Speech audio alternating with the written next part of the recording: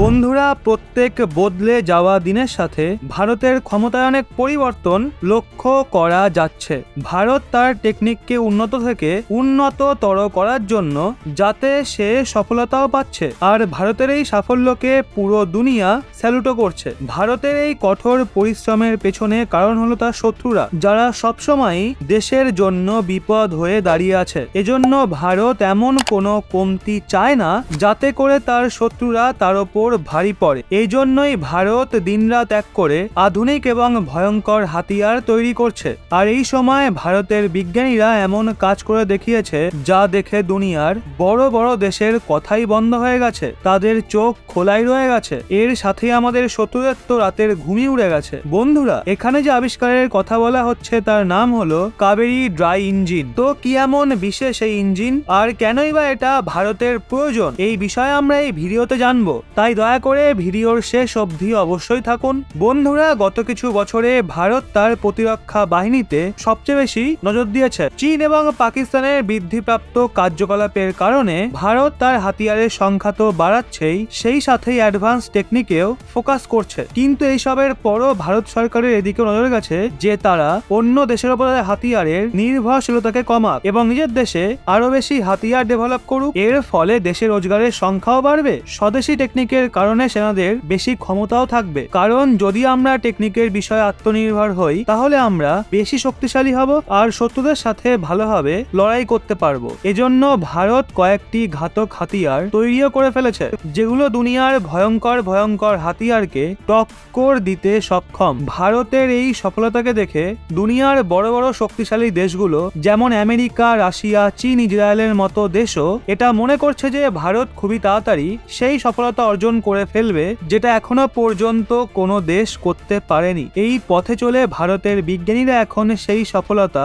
অর্জন করছে যার স্বপ্ন তারা অনেক বছর ধরে দেখছে। এই সফলতার নাম ড্রাই কাবেরী ইঞ্জিন। ভারত তার বহু বছরের পরিশ্রমের পর ড্রাই কাবেরী ইঞ্জিনের সফলতাপূর্বক পরীক্ষা করে ফেলেছে। বন্ধুরা, এই কথা আপনারা জানেনই যে ভারতের ডিআরডিও কাবেরীর রিলেটিভ ইঞ্জিন তৈরি করছে, যার ব্যবহার ঘাতক ইউসিএভিতে করা হবে। এই রিলেটিভ ইঞ্জিনে আফটার বার্নারের ব্যবহার করা হয়েছে, যার জন্য একে ড্রাই কাবেরী ইঞ্জিন বলা হচ্ছে। যদিও ইঞ্জিন তৈরি করার কাজ তো অনেক বছর আগে থেকেই চলছে, যেটা এতদিন পর সফলতা পেয়েছে। এই ইঞ্জিনকে কিছু সময় আগে হাই অল্টিটিউডের জন্য রাশিয়াতে পাঠানো হয়েছিল, যেটার টেস্টিং এর সময় সেটা সফলতাও পায়। সিমুলেটেড হাই অল্টিটিউড টেস্টের দরুন এতে প্রেসার কন্ডিশন এবং আলাদা আলাদা এয়ার ইনফ্লো, ভিন্ন ভিন্ন স্পিড, ট্রেস ও স্ট্রিং কন্ডিশনে পরীক্ষা করা হয়েছে। আপনাদের বলে রাখি, এই ধরনের পরীক্ষার মাধ্যমে এই ব্যাপারে তথ্য পাওয়া যায় যে নর্মাল ইঞ্জিন হাই অল্টিটিউডে কিভাবে কাজ করবে। এই সিমুলেটেড হাই অল্টিটিউড স্ট্রিং এর ডেটা অনুযায়ী স্পেসিফিকেশন টেস্ট করা হয়ে থাকে। ভারতের ডিআরডিও দ্বারা তৈরি করা ইঞ্জিনকে হাই অল্টিটিউড টেস্টিং এর জন্য যখন রাশিয়াতে নিয়ে যাওয়া হচ্ছিল, তখন এটা মনে করা হচ্ছিল ইঞ্জিন 46 কিলোনিউটন থ্রাস্ট জেনারেট করতে পারবে। কিন্তু যখন এর পরীক্ষা করা হয় তখন সেটা অনুমানের চেয়েও বেশি ক্ষমতা দেখায় এবং 48.5 কিলোনিউটন থ্রাস্ট জেনারেট করে, যা দেখে বিজ্ঞানীরাও সন্তুষ্ট হয়ে যায়। তারা মনে করে তাদের পরিশ্রম সার্থক হয়েছে। এখন এই টেস্টিং এর পরে এই ইঞ্জিনকে ফ্লাইং বেডের ওপর লাগিয়ে টেস্ট করা হবে। বন্ধুরা, এখন ভারতের কাছে ফ্লাইং বেড টেস্টিং উপলব্ধ নেই। এমতো অবস্থায় জিটিআরির পক্ষ থেকে এই টেকনোলজি গোদরেজকে ট্রান্সফার করে দেওয়া হয়েছে। এই টেকনোলজি ট্রান্সফারের পরে গোদরেজের পক্ষ থেকে আর একটা প্রোটোটাইপ ইউনিটকে তৈরি করে জিটিআরি কে ডেলিভার করা হয়েছে। এই prototype unit structural integrated test করার পর একে আবার পুনরায় রাশিয়া পাঠানো হবে, যেখানে ইঞ্জিনকে আবার IL-76 টেস্ট বেডে লাগিয়ে টেস্টিং করা হবে। যদি এটা সফল হয়ে যায় তাহলে এরপর খুব তাড়াতাড়ি ঘাতক ইউসিএভি ইঞ্জিনের প্রোডাকশন শুরু করে দেওয়া হবে, যাতে বেশি করে ইউসিএভি ঘাতক তৈরি করা যেতে পারে। মানে যখন এই বিমান তৈরি হবে ততক্ষণে এর ইঞ্জিন তৈরি হয়ে যাবে। বন্ধুরা, আপনাদের বলে রাখি, ইউসিএভির অর্থ হলো আনম্যান্ড কমব্যাট এরিয়াল ভেহিকেল, অর্থাৎ যুদ্ধের ড্রোন, যেটা ছোট এবং বিস্ফোরক হাতিয়ার। এটা শত্রুদের চোখের পলকেই নিঃশেষ করতে সক্ষম। আজ আমেরিকা, রাশিয়া, ফ্রান্স, চীন, ইসরায়েলের মতো দেশের কাছে অনেক উন্নত ভয়ঙ্কর ড্রোন রয়েছে, আর ভারত এখন এ বিষয়ে টেকনোলজি ডেভেলপ করে ফেলেছে। আর খুবই তাড়াতাড়ি ভারতের কাছে উন্নত হাতিয়ার থাকবে, যেটা ভারতীয় বায়ুসেনার জন্য defence research and development organisation অর্থাৎ ডিআরডিও ডেভেলপ করছে। ঘাতক ড্রোন ফ্লাইং উইং ডিজাইনের ওপর নির্ভরশীল, অর্থাৎ এই এয়ারক্রাফট বেশি করে হাতিয়ার এবং জ্বালানি নিয়ে যেতে সক্ষম। দ্রুতগতিতেও ভালো মতোই পেলোড নিয়ে যেতে পারে। এটা তার টার্গেটকে অটোমেটিক্যালি নিশানা করতে পারে। এতে ইলেকট্রো অপটিক্যাল সেন্সর ও এসআর রাডার লাগানো আছে। এটা দেখতে অনেকটা চামচিকির মতো। এই ঘাতক ড্রোনের স্কিল ডাউন টেস্ট বেডের প্রথম ফ্লাইট 2022 সালে জুলাই মাসে হয়েছিল।